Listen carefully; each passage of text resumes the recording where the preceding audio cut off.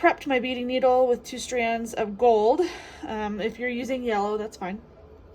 And what we're gonna do is we're gonna start, so the beads are gonna go like this. We're gonna start on the edge here and place our embroidery, or our floss right here, so the knots at the edge.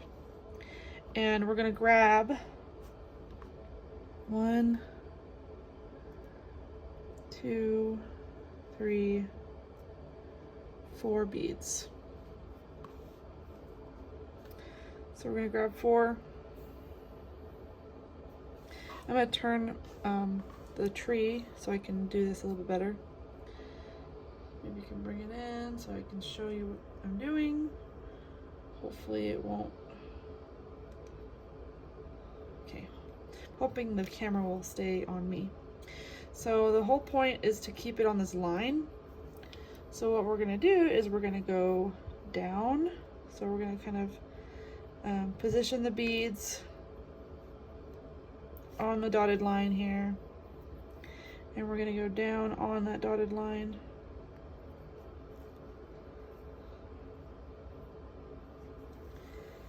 Like so. And then we want to come back up. I'm going to go through the 3rd one. I'm going to come back up through the 3rd one. And I'm actually going to take my needle and push it through the 3 in the front, the needle. Okay, so by doing this, our beads are going to sit nicely next to each other, and there's not going to be any weird gapping. So now we're ready for the next 4. I hope that made sense. I'll do it again so you can kind of see it.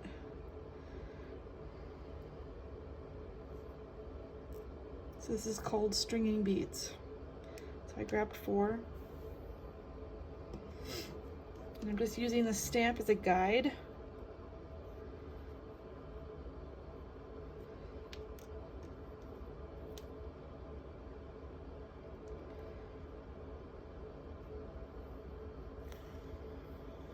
Going down, and I know I'm flip-flopping a lot, but I'm just trying to make it so you guys can see what I'm doing. So I'm coming back up on the dots by the 3rd bead,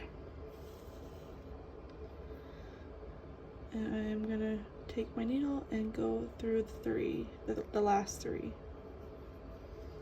You can do all 4, that's really up to you. I like to give myself a bead of space.